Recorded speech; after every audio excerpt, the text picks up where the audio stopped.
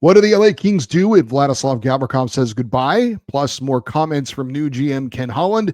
That and more on this edition of Locked On LA Kings.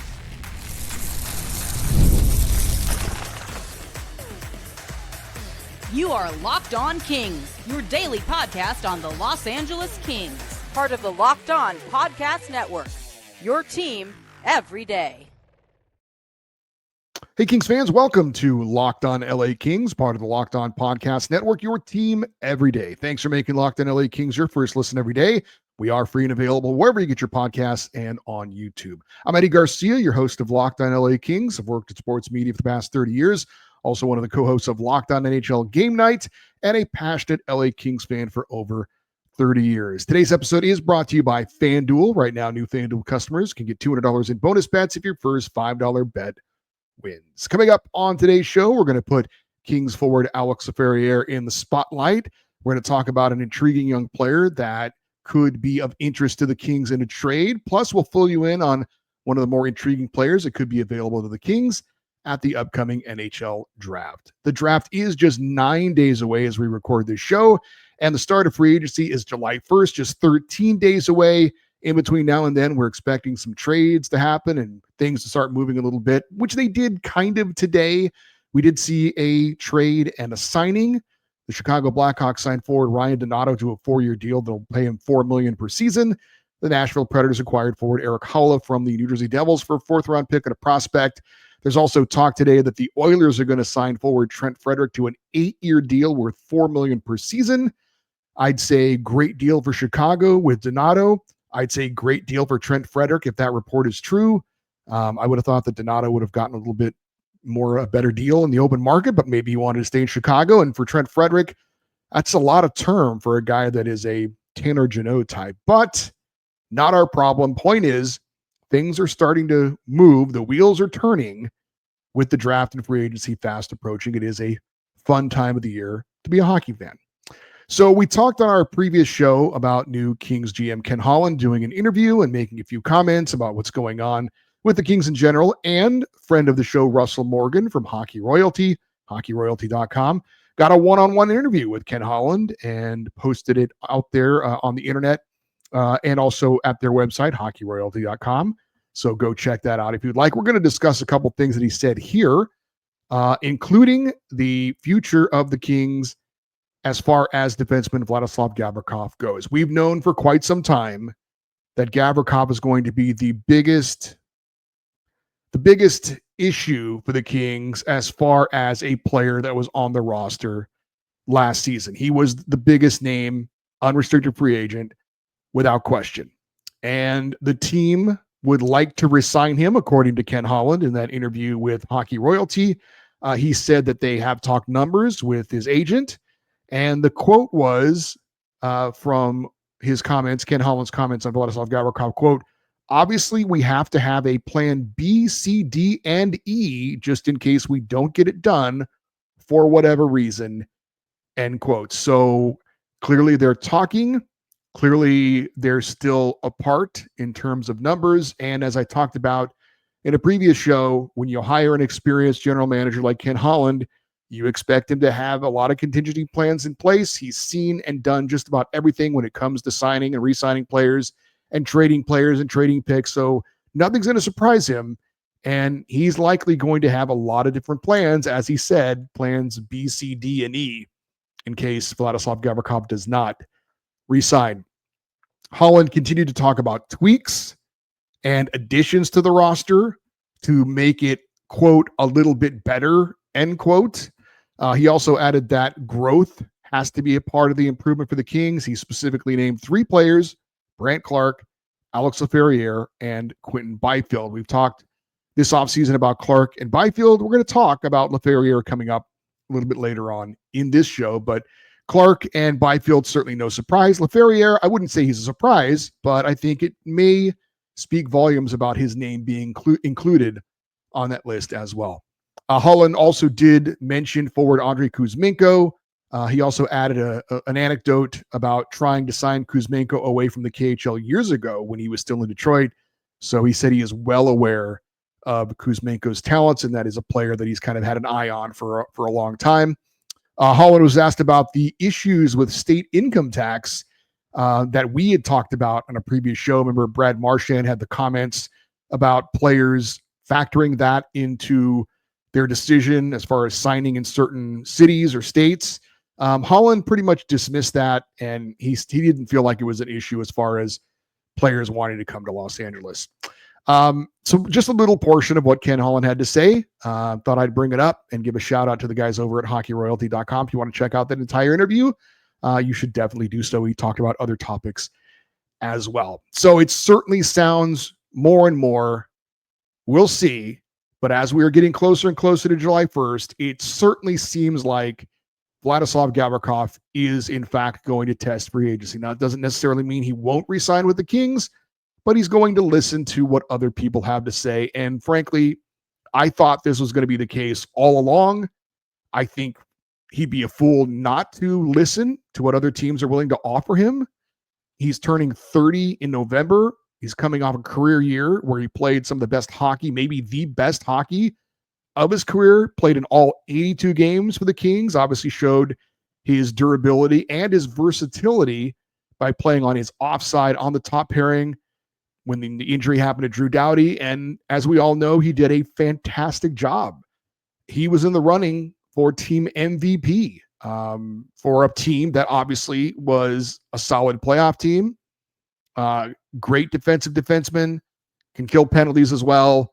The only thing the Kings could have offered Gavrikov that may have tempted him to sign with the Kings was an 8-year extension.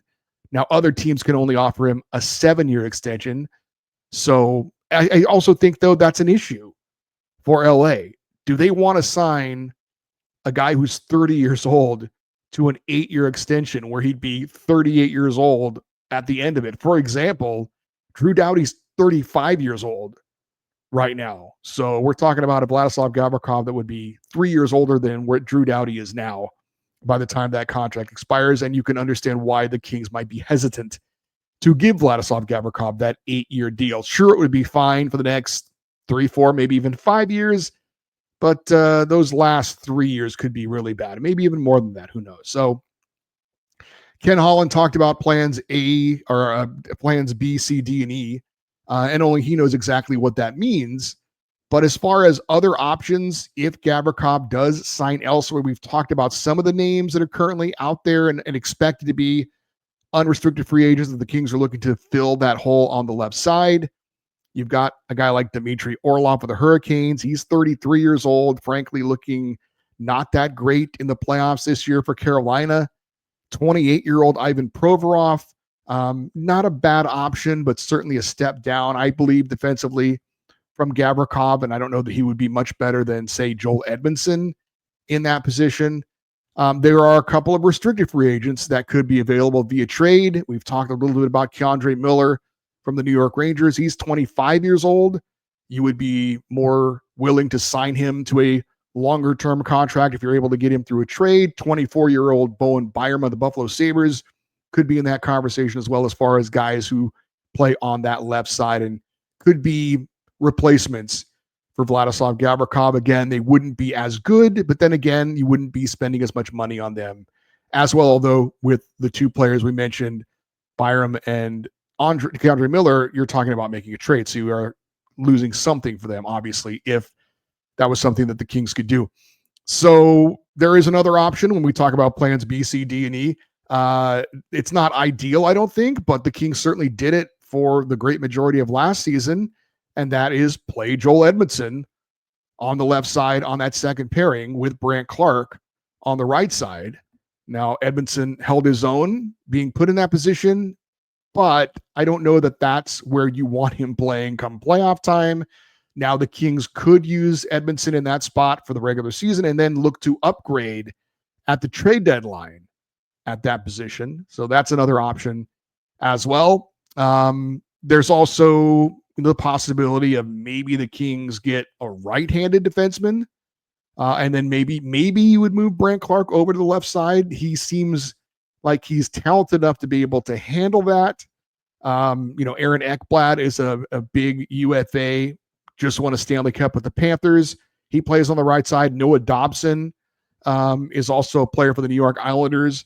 That's going to be a UFA that I think could be attractive on the right side. But I also think if you're going to count on Brandt Clark taking a step forward in his development, then I would think you'd want him to be in as comfortable a position as possible, which is on the right side.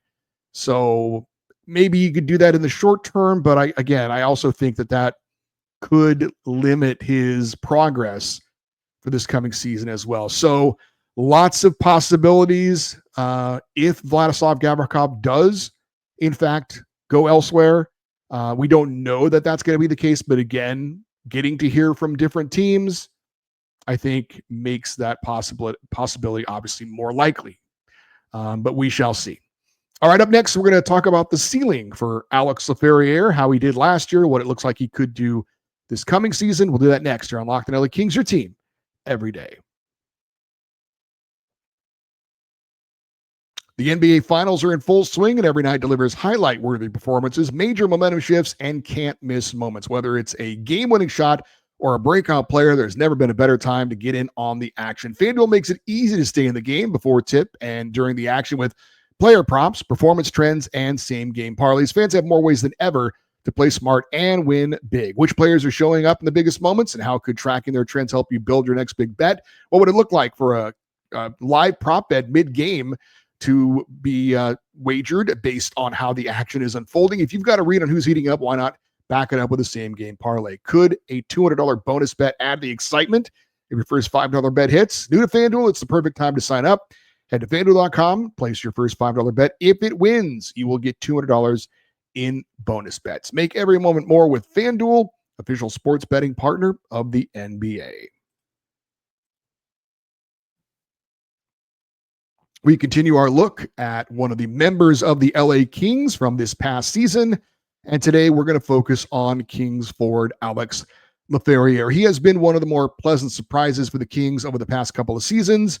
The 23-year-old forward shocked a lot of people, including me, by taking advantage of an opportunity and playing in all but one game for the LA Kings his rookie season a year ago. Follow that up with 19 goals and 42 points in his second season, which are all career highs and improvements on his rookie year. Third-round pick of the Kings in 2020, and after 2 solid seasons playing at Harvard, he got his chance with the LA Kings. Got good size, 6'1", 205 pounds. Has, I think, a pretty solid mix of power and skill. Certainly not going to dazzle you with his moves or thundering hits, but he's also not afraid to go to the net. He's willing to pay the price, works hard, and tries to make things happen even when he doesn't have the puck. I think his skills are still a work in progress, but he's not without a decent scoring touch. I think he can get better. And despite bettering his rookie numbers across the board, he had 7 more goals, 12 more assists, and 21 more points in his second year than his first year. I still think he's learning more. I think he should get better with more experience. And as Ken Holland pointed out, he's a young player that the Kings apparently are banking on taking another step next season. Now, this past season started off on fire. He had 6 goals, 9 points in his first 11 games of the season. Follow that up with a great November, 5 goals, 11 points in 14 games. He was at that point after October and November, he was only 4 points behind Adrian Kempe for the team lead in points. But unfortunately, he could not keep up the pace. Matter of fact, he dropped off pretty hard in December, just 2 goals, 6 points. And then he really stalled out in January. He didn't have a goal and only 2 points in the entire month. March, 2 goals, 3 points. April, a goal and 4 points. And he finally perked up a little bit in April with 3 goals and 7 points in 9 games. In the playoffs, no goals in 6 games. He had 3 assists. So I think all in all, when you look at the numbers at the end of the year, all the numbers were up. I think in the end, he'll be okay with how the season ended up as far as those numbers go, but did have a pretty prolonged slump after that hot start. And I will say it is worth pointing out, though, Laferriere also seemed pretty snake bit at times this year. I know there were times he had a couple of goals overturned on offsides reviews and just some other misfortune here and there. I think what was encouraging about that is that he never seemed to completely lose his confidence. He didn't pout. He didn't get overly frustrated. He wasn't breaking sticks on the bench. I thought he showed a lot of maturity in just trying to keep working hard and hoping that eventually his luck would change, which it kind of did at the end of the year. And I do think it's meaningful that new GM Ken Holland mentioned him by name in that interview with Hockey Royalty, talking about players that need to take that next step. I think mentioning him with Byfield and Clark shows what the Kings feel about his future and his ceiling with the LA Kings, that he's kind of just getting started. I don't think he's ever going to be a star player. I don't think he's ever going to be a top line forward, but he can be a very productive middle six forward for the LA Kings next year and going forward. Now, he is a restricted free agent right now, the only restricted free agent on the NHL roster for the Kings that needs to be signed. If you don't know, restricted free agent means that he's under team control. He can't leave. He can't sign with another team, but he does need a new contract. I did see on puckpedia.com, which is a great tool if you're interested in player contracts and team salary caps, apparently Alex Laferriere is not eligible to be signed by another team to an offer sheet. Now, I'm not sure exactly why that is, but next to his name on the roster on puckpedia.com, it says, quote, offer sheet ineligible, end quote. My guess is that you have to have played a certain number of games in the NHL before you are eligible for an offer sheet from another team as a restricted free agent. So I'm guessing he hasn't met that required number of games at this point. Now, he is coming off a 3-year entry-level contract that paid him $875,000 a year.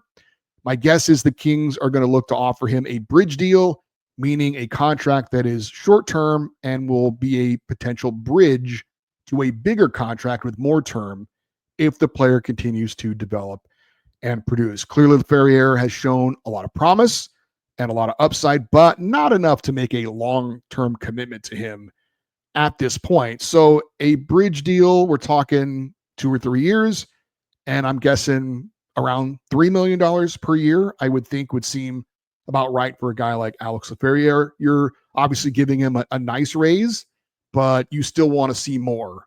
With the salary cap going up, maybe it's even $4 million a year, but I wouldn't think so. I would think around $3 million a year seems about right to me. But we shall see. That is certainly something that new GM Ken Holland is going to have to work out. And we'll see if we hear maybe that deal come down here in the next couple of weeks. I think the ceiling for Alex Laferriere is probably second line forward. Where he ends up next season, who he plays with, hard to say at this point because we don't know what additions the Kings are going to make or subtractions.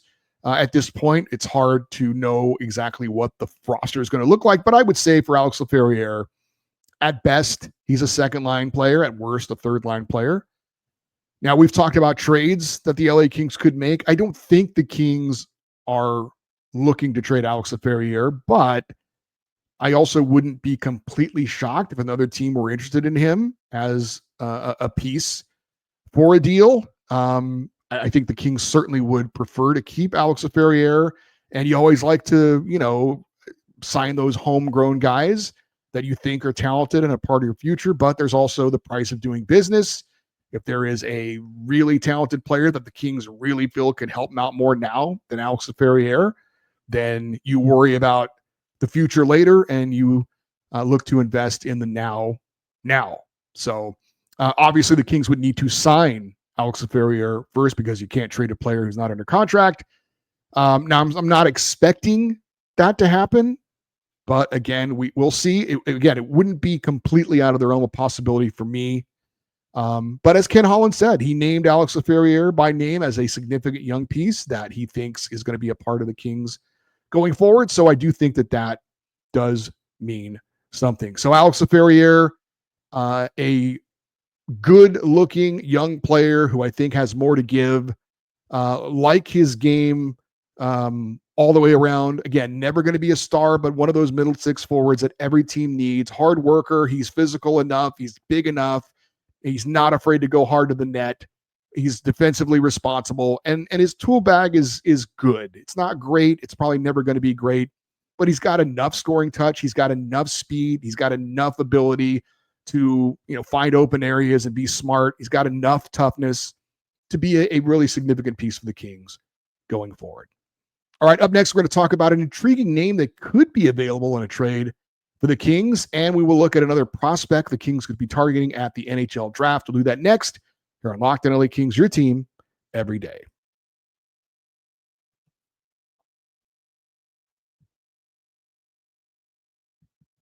All right, we talked about a lot of names so far this offseason since the Kings were eliminated, and we were looking at possible trades, free agent signings, things like that. And there's a really interesting name that has come up recently that I think a lot of teams are going to be interested in, and maybe the LA Kings is one of them. The Buffalo Sabres are a team that has not made the playoffs in a long time. They're constantly in a rebuild, and they may be forced to trade one of their young building block players. There are reports that the Sabres are now willing to listen to offers on forward JJ Purka. Now, you may not have heard of him. He's not a household name. Like I said, he plays in Buffalo, so couldn't blame you if you hadn't heard of him. But he is a very talented young player that any team would absolutely love to have on their roster. And the problem is, why would Buffalo want to get rid of a young, talented player? Well, they don't. But apparently he doesn't want to play there anymore. And he has made it known he would like out. And even though he could be a really nice piece to help get Buffalo turned around, it's one of those situations when you have a player who lets it be known he doesn't want to be there. Kind of hard to keep that kind of guy there. You want everyone committed to what you're doing. You want everyone to buy into what you're trying to sell. And apparently he is not interested in that. So just a little bit of background on JJ Purka, John Jason Purka. He's 23-year-old, a 23-year-old. He's from Germany. He was selected in the second round by the Sabres in 2020. But if they redrafted the draft today, he would definitely be a first-round pick. He may even be a top 15 pick at this point. And there were some pretty good players in that 2022 draft, including Quentin Byfield. Purka just wrapped up his third NHL season. He's coming off back-to-back seasons where he had 28 and 27 goals and 50 and 68 points this past season. So he's only likely going to get better as well. Certainly a top six forward in Buffalo, a left shot, left winger, 6 foot, 190 pounds. And he is, if he is in fact available, and apparently they're listening to offers, he's going to get a ton of interest because he's not only a player that can help you now, but he can also be a key piece for your future as well. So he fits the mold of every team. It doesn't matter where you are. When you've got a young guy that can help you now and down the road, everybody's going to want in on him. So I'm sure that the Sabres are getting a lot of interest and a lot of questions about JJ Purka. We've talked about names for the Kings that could be moved in trades. Trevor Moore, Jordan Spence, maybe Alex Laferriere. The Kings have a first-round pick this year in the draft that could be in play as well. We'll see. Like Alex Laferriere, JJ Purka is a restricted free agent, but unlike Laferriere, Purka is eligible for an offer sheet, and there's a lot of speculation that teams would be willing to go that route to try and get him. The St. Louis Blues did this last year to the Edmonton Oilers, where they signed away 2 former first-round picks in Dylan Holloway and Philip Broberg. It's something that's kind of taboo in the NHL, but after what the Blues did and how much they helped themselves by doing that, I think a lot of GMs are like, you know what? It may not be something a lot of people like in the NHL, but it's a weapon that if we can use to make our team better, then we need to explore it. So I think there's going to be a ton of interest in JJ Purka, and we could see him get an offer sheet as well. And again, don't know if the Kings have enough to be in the running for a really talented young player like that, but he's a really intriguing talent and would be a great player for the Kings to add again, not only now, but for their future as well. We have another mock draft to talk about. This comes from Jason Bakula, I think that's right. Bukala. Bakala, sorry. He's from Sportsnet. And he put this out 2 days ago, and it was one we haven't looked at yet. So let's check it out. And Jason Bakala at number 24 has the LA Kings selecting A name that we have not talked about to this point, I don't believe, and that is 18-year-old Cullen Potter. Now he's 5'10", 170 pounds, a center from Arizona State University. Some of you may not be familiar with college hockey and may be surprised to hear Arizona State, but they have a really nice program that's become pretty significant over the last 10 years or so, and they're starting to put out some pretty good talent. As for how Cullen Potter is described by Jason McCullough, he says, quote, an undersized forward who's very explosive and open ice leading to the rush. He's not tall, but he's very strong for his stature. In my opinion, he leans shooter more than distributor, but he sees the ice and is definitely a playmaker. Cullen averaged 20 minutes of ice time at the college level. Nearly all his shifts came at even strength and on the power play. His transition pace pushes opponents back off their blue line and leads to clean entries and potential scoring chances.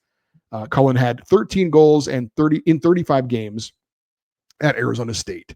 Projection, middle six forward, even strength, and power play. And again, that was Jason Bukala from the Sportsnet in Canada with his mock draft. And he had the Kings taking Cullen Potter at number 24. We've talked about some prospects who could be available for the Kings at 24 who were sons of NHL players. Will Horkoff, the son of Sean Horkoff. Blake Fiddler, the son of Vern Fiddler. Cullen Potter is the son of one of the most accomplished women's hockey players, Jenny Potter.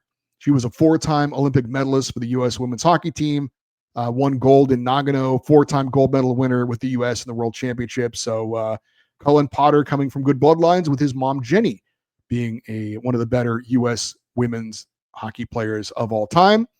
And interesting that Cullen Potter recently turned 18. He left to play college hockey after his junior year of high school. So he was playing against players that were at least a year older than him, sometimes much older. Looking at his rankings among 17 different scouts and draft analysts, there are some wide-ranging opinions on where he's ranked. He's ranked as low as 7th by SMAHT Scouting. He's also ranked 9th by FC Hockey, 10th by Tony Ferrari of the Hockey News. He's also ranked as high as 50th by Craig Button of TSN, 30th by EliteProspects.com, 25th by Ian Kennedy of the Hockey News, Sam Constantino of Sportsnet as well, had him at 25th. His average rank, when you looked at the 17 scouting reports, was 20.29.